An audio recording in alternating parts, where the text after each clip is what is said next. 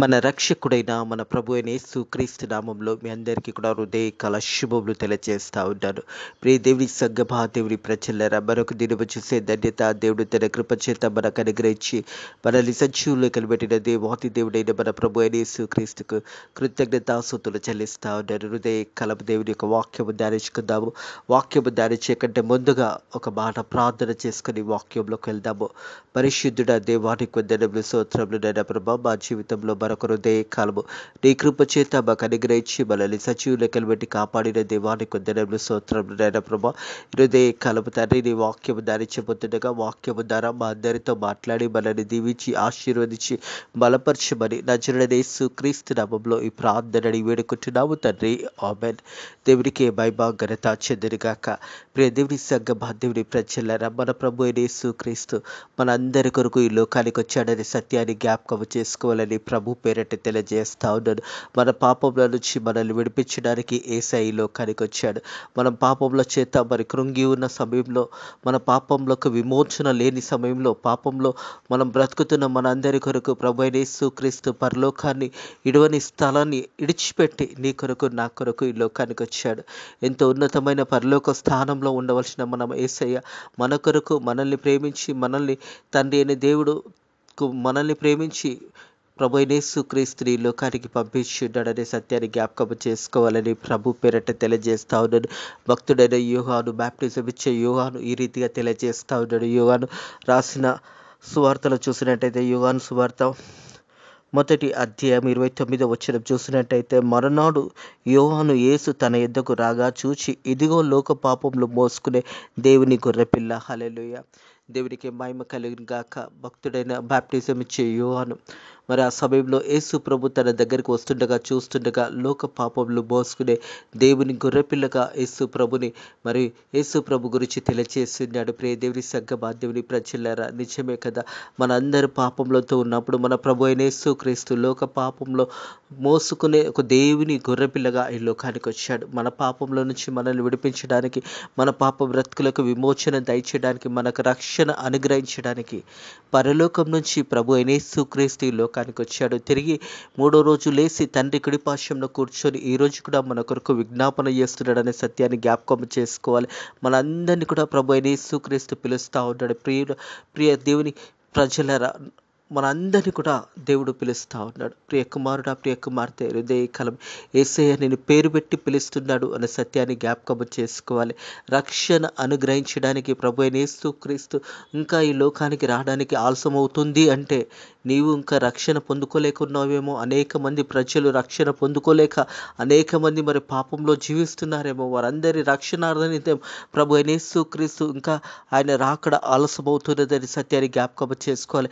రక్షణ పొందుకోవడానికి ప్రతి ఒక్కరికి కూడా దేవాది దేవుడు ప్రభు అయిన యేసుక్రీస్తు సమయం ఇస్తున్నాడని సత్యాన్ని జ్ఞాపకం చేసుకోవాలని ప్రభు పేరట తెలియజేస్తాను. ఎందుకంటే పరలోకం నుంచి మన కొరకు దిగి వచ్చి తిరిగి మరి మన పాపంలో నిత్యమై కలవరి సిలువలో చనిపోయి తిరిగి 3వ రోజు లేసి తండ్రి కుడి పార్శ్వంలో కూర్చొని ఈరోజు కూడా మనందరి కొరకు విజ్ఞాపన చేస్తున్నాడు. ఇంకా ఎన్ని సంవత్సరంలో ఈ రీతిగానే పాపంలో బ్రతుకుతావు, పాపంలోనే జీవిస్తావు. ఒకరోజు నువ్వు చనిపోతే ఎక్కడికి వెళ్తావో నిన్ను నువ్వు పరిశోధించుకో. ఎందుకంటే వాక్యం అనేక పరిమాణాలు తెలియజేస్తూ ఉంది. 2 ఉన్నాయి మనకు మార్గాలు. ఆ 2 మార్గాలలో నువ్వు ఏ మార్గంలో వెళుతున్నావో ఒక్కసారి నిన్ను నువ్వు పరిశోధించుకో. ఒక మార్గము పరలోక రాజ్యం ఉన్నది, రెండోది నరకం ఉన్నది. నువ్వు ఎక్కడికి వెళ్తున్నావో నీవు ఒక్కసారి నీ జీవితాన్ని నువ్వు పరిశోధించుకో. నిన్ను ఇడిపించడానికి యేసయ్య లోకానికి వచ్చాడు. నీ పాపంలో నిత్యమై కల్వరి సిలువలో యేసు ప్రభు చనిపోయి మన పాపంలో నిత్యమై మనం కట్టవలసిన వెలంతా కూడా యేసయ్య చెల్లించేశాడు. ఈరోజు మనము విడిపించబడ్డాము, మనం స్వతంత్రులుగా ఉన్నాము. మనం ఈరోజు కూడా యేసయ్య దగ్గరకు వచ్చినట్టయితే, యేసయ్య నా పాపంలను క్షమించు అని నువ్వు ప్రార్థన చేసినట్టయితే చాలు. హృదయకాలం యేసయ్య మన పాపాలను క్షమించడానికి సిద్ధంగా ఉన్నాడని సత్యాన్ని జ్ఞాపకం చేసుకోవాలని ప్రభు పేరట తెలియజేస్తా ఉన్నాను. హృదయకాలం వాక్యము చూసినట్టయితే యోహాను సువార్త 3వ అధ్యాయము 13 నుంచి 15 వచనం వరకు చూసినట్టయితే, యోహాను సువార్త 3వ అధ్యాయం 13 నుంచి 15 వరకు 13వ వచనంలో ఈ రీతిగా తెలియజేయబడింది. మరి పరలోకం నుంచి దిగి వచ్చి మరలా తిరిగి పరలోకానికి వెళ్ళాడు ఎవరు అంటే ప్రభు అయిన యేసుక్రీస్తు తప్ప ఎవరు కూడా వెళ్ళలేదు. ఎందుకంటే యేసయ్య ఈ లోకంలో మన కొరకు 33.5 సంవత్సరంలో జీవించి మరి 3.5 సంవత్సరంలో పరిచర్య చేసి మన అందరి పాపంలో నిత్యమై ఆ కల్వరి సిల్వలో యేసయ్య మనందరి కొరకు చనిపోయినాడు, మన పాపముల నిత్యమై. ఆ పస్కా బలిగా ప్రభు యేసు క్రీస్తే ఆ బలిగా తాను అప్పగించుకొని ఆ మరణం పొందుకొని, ఆ మరణం ద్వారా ప్రతి మానవుని యొక్క పాపము కొట్టివేయబడింది అనే సత్యాన్ని జ్ఞాపకం చేసుకోవాలి. యోహాను సువార్త 3:13 చూసినట్టయితే, మరియు పరలోకం నుండి దిగి వచ్చేవాడు అనగా పరలోకంలో ఉండే మనుష్య కుమారుడు తప్ప పరలోకమునకు ఎక్కిపోయిన వాడు ఎవడు లేడు. పరలోకం నుంచి దిగి వచ్చాడు యేసు ప్రభు మనందరి నిత్యమై, మన పాపముల నిత్యమై. మన ఒక లోక ఆశల వైపు మనం వెళ్తుండగా మానవులందరూ కూడా నశించిపోతున్నారు, మానవులందరూ కూడా నిత్య నరకానికి వెళ్ళిపోతున్నారని ప్రభు అయిన యేసుక్రీస్తు ఈ లోకానికి వచ్చాడు. మనం యోహాను సువార్త 3:16 చూసినట్టయితే, దేవుడు లోకం ఎంతో ప్రేమించెను కాగా ఆయన తన అద్భుత కుమారునిగా పుట్టిన వానందు విశ్వసించి ప్రతి వాడు నశింపక నిత్య జీవం పొందుటకు ఆయనను అనుగ్రహించెను. యేసు ప్రభువుని ఈ లోకానికి తండ్రి అయిన దేవుడు ఈ లోకాన్ని ప్రేమించి ఉన్నాడు, మనందరినీ కూడా ప్రేమించి ఉన్నాడు. అందుకే అంటుండు, దేవుడు లోకం ఎంతో ప్రేమించి కాగా ఆయన అద్వితీయ కుమారునిగా పుట్టిన వానందు విశ్వసించి ప్రతివాడు నశింపక నిత్య జీవం పొందుటకు ఆయనను అనుగ్రహించెను.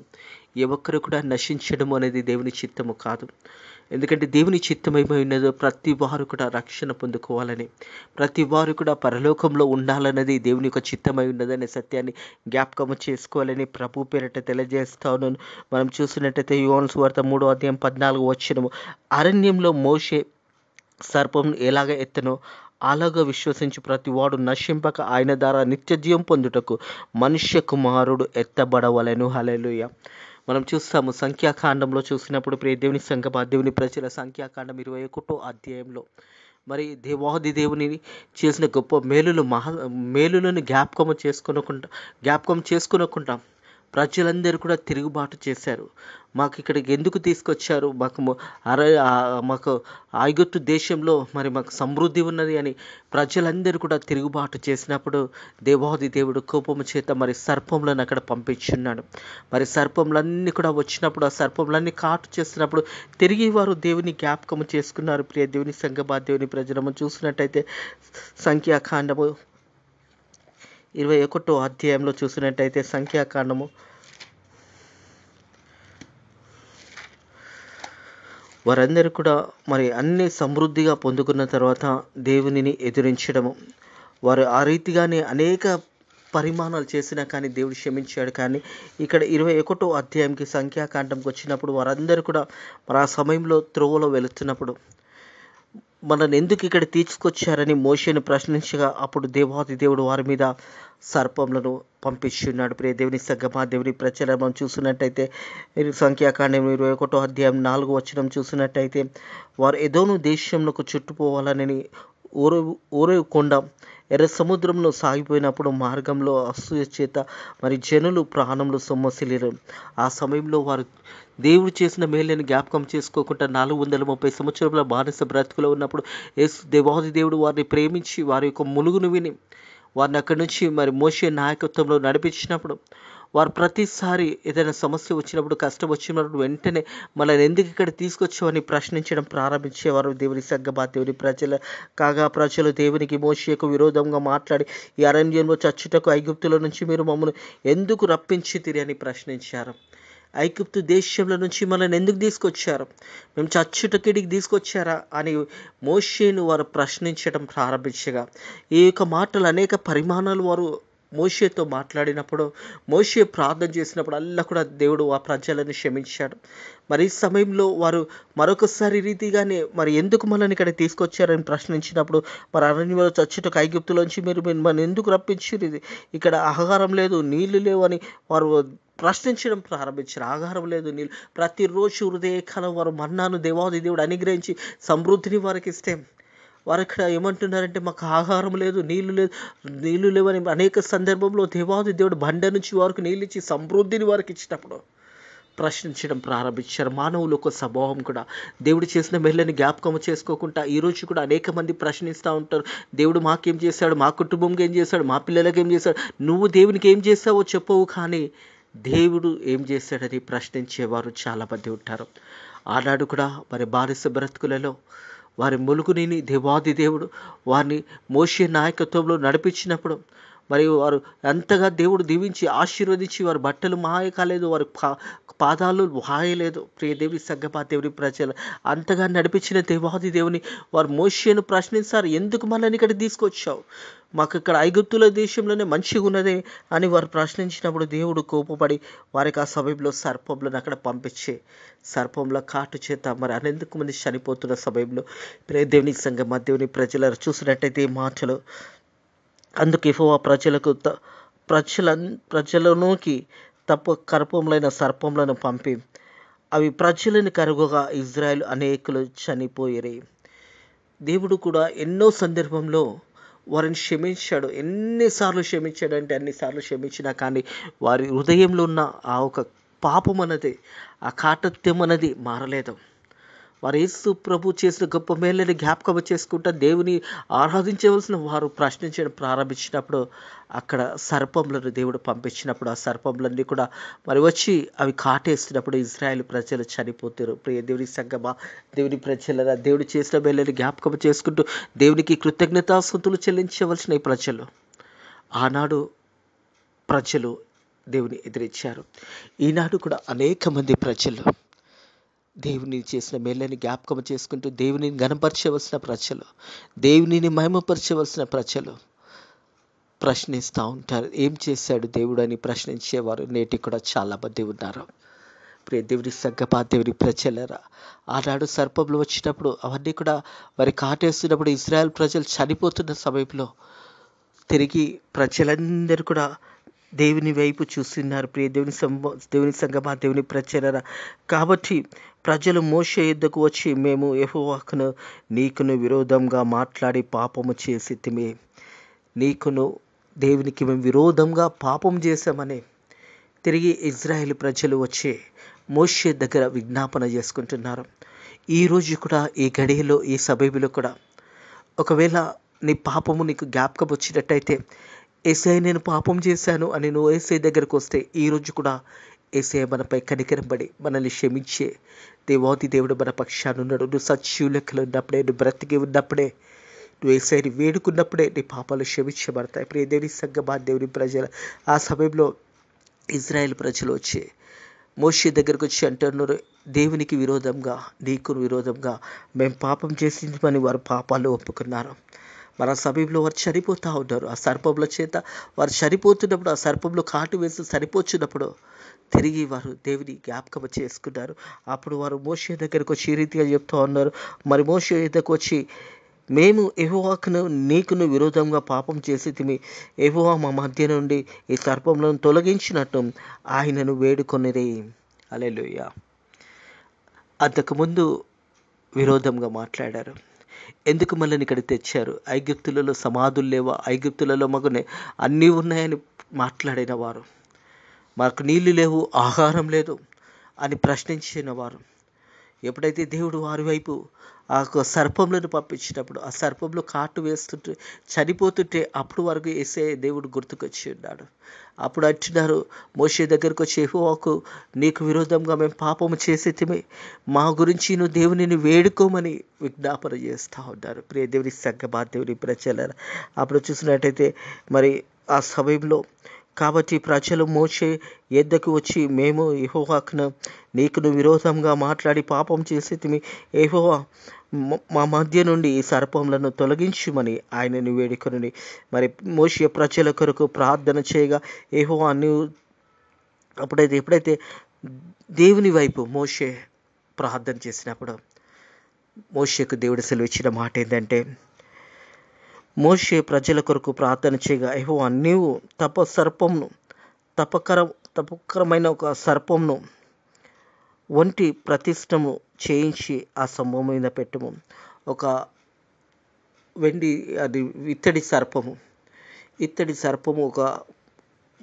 ఒక బొమ్మను చేసి లేదా ఆ సర్పంలాగా ఇత్తడి సర్పంలో ఒకటి చేసి నిలబట్టి ఎవరైతే ఆ ఇత్తడి సర్పంను చూస్తారో వారు బ్రతుకుతారని దేవుడు చెప్పినప్పుడు వెంటనే మోషే ఆ రీతిగా చేసినప్పుడు వారందరూ కూడా ఆ ఒక ఇత్తడి సర్పం వైపు చూసినప్పుడు వారు బ్రతికి ఉన్నారనే సత్యాన్ని జ్ఞాపకము చేయబడుతుంది. మోషే ప్రజల కొరకు ప్రార్థన చేయగా యెహోవా నీవు తాపకరమైన సర్పం వంటి ప్రతిష్టము చేయించి స్తంభం మీద పెట్టుము, అప్పుడు కరువబడిన ప్రతి వాడు దాని వైపు చూచి బ్రతుకునని మోషేకు సెలవిచ్చెను. కాబట్టి మోషే ఇత్తడి సర్పమును ఒకటి చేయించి ఆ స్తంభము మీద దానిని పెట్టెను.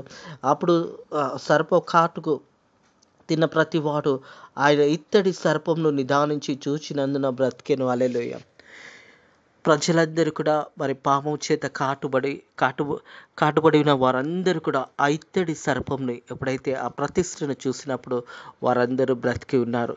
ఇరుదే కాలము దేవాది దేవుడి వాక్యము ద్వారా మనతో మాట్లాడుతున్న మాట ఏంటంటే, ఆ సమయంలో ఆ దినాలలో మరి ఇజ్రాయేలు ప్రజలు దేవుని ఎదిరించినప్పుడు దేవాది దేవుడు సర్పంను పంపించినప్పుడు వారందరినీ కూడా సర్పంలు కాటు వేసి చంపేస్తున్న సమయంలో తిరిగి వారి యొక్క పాపములను గుర్తు చేసుకొని మోషే దగ్గరకు వచ్చి వేడుకున్న తర్వాత, మోషే ప్రార్థన చేసిన తర్వాత ఇత్తడి సర్పం ఒకటి చేయించి ఆ ప్రతిష్ఠ మీద నిలబెట్టమని దేవుడు చెప్పిన తర్వాత ఎవరైతే దాన్ని తిరిగి చూస్తారో వారందరూ కూడా బ్రతికి ఉన్నారు. ఈరోజు మనం చేయవలసింది ఏంటంటే, ప్రియ దేవుని సంగమా దేవుని ప్రజలారా, అందుకే యోహాను సువార్తలో ఈ మాటలు రాయబడిన యోహాను సువార్త 4:14 అరణ్యంలో మోషే సర్పంను ఎలాగ ఎత్తనో అలాగే విశ్వసించి ప్రతివాడు నశింపక ఆయన ద్వారా నిత్య జీవం పొందుటకు మనుష్య కుమారుడు ఎత్తబడవలెను. మనుష్య కుమారుడు ప్రభు అయిన యేసు క్రీస్తే మనకు మార్గమై ఉన్నాడు. ఆనాడు వారు ఆ సమయంలో ఆ ఒక సర్పము కాటు చేత వారు చనిపోతున్న సమయంలో వారి పాపాలు ఒప్పుకొని మోషే దగ్గరకు వచ్చినప్పుడు, మోషే ప్రార్థన చేసినప్పుడు ఆ ఇత్తడి సర్పంను ఒకటి దేవుడు పెట్టమని చెప్పినప్పుడు ఎప్పుడైతే ప్రజలు ఇత్తడి సర్పంను చూసారో వారందరూ కూడా బ్రతికున్నారు. ఈరోజు మనము మాత్రం చేయవలసినది ప్రభు అయిన యేసు క్రీస్తుని చూడవలసినది. ప్రియ దేవుని సంగమా దేవుని ప్రజల, ఆ కల్వరి శిలువలో వేలాడుతున్న ప్రభు అయిన యేసు క్రీస్తు నీ కొరకు నా కొరకు ఆ కల్వరి శిలువలో ప్రతి పాపమునకు యేసు ప్రభు తన శరీరమంతా కూడా గాయపడి ఉన్నదే, రక్తపు ముద్దగా మారిపోయినదే. ఈరోజు మనము చూడవలసినది ఆ కల్వరి సిలువలో వేలాడిన ప్రభు అయిన యేసు క్రీస్తు నీ కొరకు నా కొరకు ఆ కల్వరి సిలువలో వెల చెల్లించేశాడు. మనం నిత్య జీవనికి పొందుకోవడానికి మార్గాన్ని సరళం చేశాడు. మనం రక్షణ పొందుకోవడానికి దేవాది దేవుడే ప్రభు అయిన యేసు క్రీస్తే ఆ కల్వరి సిలువలో నీ కొరకు నా కొరకు చనిపోయినాడు. ఈరోజు మన పాపంలో నిత్యమై ప్రభు అయిన యేసు క్రీస్తు మన పాపంలో నిత్యమై చనిపోయి తిరిగి 3వ రోజు లేచి తండ్రి కుడి పార్శ్వంలో కూర్చొని విజ్ఞాపన చేస్తూ ఉన్నాడు. మనం చూడవలసింది ఎవరినంటే యేసయ్యను చూసి మన పాపాలు ఒప్పుకున్నప్పుడు మన పాపాలు క్షమించబడతాయి. ప్రియ దేవుని సంగమా దేవుని ప్రజలరా, హృదయ కలమి మాటలు వింటున్న ప్రియ సహోదరుడా, ప్రియ సహోదరి, ఆనాడు వారు దేవాది దేవుడే వారికి ఆజ్ఞాపించాడు, మోషేకి ఆజ్ఞాపించాడు. ఇత్తడి సర్పంను ఒకటి చేయించి ఆ స్తంభం మీద పెట్టి ఎవరైతే దాన్ని చూస్తారో వారందరూ కూడా బ్రతికి ఉన్నారు. మనం చూడవలసినది ఈరోజు ఎవరిని అంటే ప్రభు అయిన యేసు క్రీస్తే ఎత్తబడవలసినదే. యేసే వైపును చూసి నీ పాపాలు ఒప్పుకుంటే నీ పాపాలు క్షమించబడతాయి, నీకు రక్షణ అనుగ్రహించబడుతుంది. నువ్వు ఎంత ఘోర పాపివైనా కానీ, ఎవరు నేను క్షమించలేకపోయినా కానీ, లోకము నేను క్షమించలేకపోయినా కానీ, నీ కుటుంబము నేను క్షమించలేకపోయినావు కానీ, సమాజము నేను క్షమించలేకపోయినా కానీ యేసే నిన్ను క్షమించడానికి సిద్ధంగా ఉన్నాడు. నువ్వు నోరు తెరిచి అయ్యా నేను పాపిని ప్రభువా, నా పాపాలు క్షమించు అని నువ్వు ప్రార్థన చేసినప్పుడు యేసయ్య నీ పాపాలు క్షమించడానికి సిద్ధంగా ఉన్నాడు. ప్రియ దేవుని సంగమా దేవుని ప్రజలారా, ఎవరైతే యేసయ్య దగ్గరకు వస్తారో యేసయ్య ఎన్నడూ కూడా వారిని మరువడు, ఎడబాయడు అనే సత్యాన్ని జ్ఞాపకం చేసుకోవాలి. ఆయన దగ్గరికి వచ్చిన వారిని ఉట్టి చేతులతో పంపడు, ఆయన దగ్గరికి వచ్చిన వారిని ఎంత మాత్రం కూడా తునీకరించడు అనే సత్యాన్ని జ్ఞాపకం చేసుకోవాలి. యేసయ్య దగ్గరకు వచ్చిన ప్రతి ఒక్కరిని కూడా యేసయ్య క్షమించడానికి సిద్ధంగా ఉన్నాడు. నువ్వు నోరు తెరిచి నువ్వు మాట్లాడినట్టయితే, నేను పాపిని ప్రభువా, నా పాపాలు క్షమించు అని నువ్వు యేసయ్య దగ్గరకు వచ్చి నువ్వు ప్రార్థన చేసి ఆ కల్వరి సిలువలో వేలాడుతున్న యేసయ్య వైపు నువ్వు చూసినట్టయితే ఈరోజు నీకు రక్షణ దొరుకుతుంది. ఇది అనుకూల సమయము, ఇది మంచి సమయము. ఈ సమయాన్ని ఎవరు కూడా నిర్లక్ష్యం చేయకూడదు. ఎప్పుడు ఏమవుతుందో మనకు తెలియదు. ఎంత సమయంలో మనం ఉంటామో తెలియదు, ఎంత సమయం తర్వాత మనం పోతామో తెలియదు. కానీ ఒకటి మాత్రము సత్యము, నువ్వు రక్షణ పొందుకుంటే నువ్వు నిత్య పరలోక రాజ్యానికి వెళ్తావు అన్న సత్యాన్ని జ్ఞాపకం చేసుకుంటూ దేవుని గణపరిచే బిడ్డలుగా, దేవునిని మహిమపరిచే బిడ్డలుగా, లోక పాపములు మోసుకుని దేవుని యొక్క గొర్రెపిల్ల మన కొరకు వచ్చినాడు, ఆయననే యేసయ్య. హృదయ కాలము మనం యేసయ్య వైపు చూడవలసిందే. ఆనాడు వారు ఇత్తడి సర్పాన్ని చూస్తారు ఇశ్రాయేలు ప్రజలు. అది దేవుడు మోషేకు ఆజ్ఞాపించి ఉన్నాడు. మరి ఆ పాపం చేత వారు కాటిలో పడి చనిపోతున్న సమయంలో వారి పాపాన్ని ఒప్పుకొని వారు దేవుని దగ్గరికి వచ్చి ఉన్నారు. మోషే దగ్గరికి వచ్చి వారు వేడుకున్నారు. ఇదే కాలము ప్రియ దేవుని సంగమా, దేవుని ప్రజలారా, మోషే ప్రార్థన చేసినప్పుడు దేవుడు తెలియజేసిన మాట ఏంటంటే, ఒక ఇత్తడి సర్పంని ప్రతిష్ఠనాడు చేసి పెట్టి నిలబెట్టండి ఆ స్తంభం మీద. అప్పుడైతే వారు కాటు తిన్న వారందరూ కూడా దాన్ని చూసినప్పుడు వారందరూ కూడా బ్రతుకున్నారు. కాలం మనం చూడవలసింది ఎవరినంటే ప్రభు అయిన యేసు క్రీస్తుని మనం చూడవలసింది. ఆయన ఎత్తబడవలసి ఉన్నదే. ఎందుకంటే యేసయ్య తప్ప వేరే మార్గం లేదు. యేసయ్య తప్ప వేరే ఒక మార్గం ఏది కూడా లేదు. అందుకంటే నేనే జీవం, నేనే మార్గం, నేనే సత్యం, నా ద్వారా తప్ప ఎవడు కూడా తండ్రింటిలో ప్రవేశింపలేడని యేసయ్య చెప్పిన మాట ప్రకారము ప్రియ దేవుని సంగమా, దేవుని ప్రజలారా, హృదయ కాలము నువ్వు యేసయ్య వైపు చూసినట్టయితే, యేసయ్య వైపు నువ్వు చూసి పాపంలో ఒప్పుకున్నట్టయితే నీకు రక్షణ దొరుకుతుంది. అట్టి కృప దేవుడు మీ అందరికీ కూడా అనుగ్రహించును గాక. యేసయ్య అని మన మార్గమై ఉన్నాడు. యేసయ్య తప్ప వేరే మార్గం లేదు. యేసయ్యని నిత్య జీవం ఉన్నాడు. యేసయ్య వైపు మనం చూస్తే మనం ముందుకు సాగిపోయినట్టయితే మన జీవితాలు నిత్య పరలోక రాజ్యంలో మన కొరకు దేవుడు స్థలం ఏర్పాటు చేసి ఉన్నాడు. ఆ స్థలంలో మనం కూడా ఉండగలుగుతాము. అట్టి కృప దేవుడు మీ అందరికీ కూడా అనుగ్రహించును గాక, వీళ్ళని బలపరిచును గాక, దీవించి ఆశీర్వదించును గాక. ఆమేన్. ప్రార్థన చేసుకుందాము. పరిశుద్ధుడ దేవానికి వందనములు, స్తోత్రములు ప్రభు. ఉదయకాలం నీ వాక్యము ద్వారా మాతో మాట్లాడి వాళ్ళని బలపరిచిన దేవానికి వందనములు, స్తోత్రములు తండ్రి ప్రభు. నీవు తప్ప వేరే మార్గం లేదు నాయన ప్రభు. మరి ప్రజలందరూ కూడా ఎందరైతే నీ దగ్గరికి వాక్యముని తండ్రి ప్రభు, నీ దగ్గరికి వస్తున్న ప్రతి బిడ్డకు నువ్వు క్షమిస్తున్నందుకు నీ కృతజ్ఞతాస్తుతులు చెల్లిస్తున్నాను తండ్రి ప్రభు.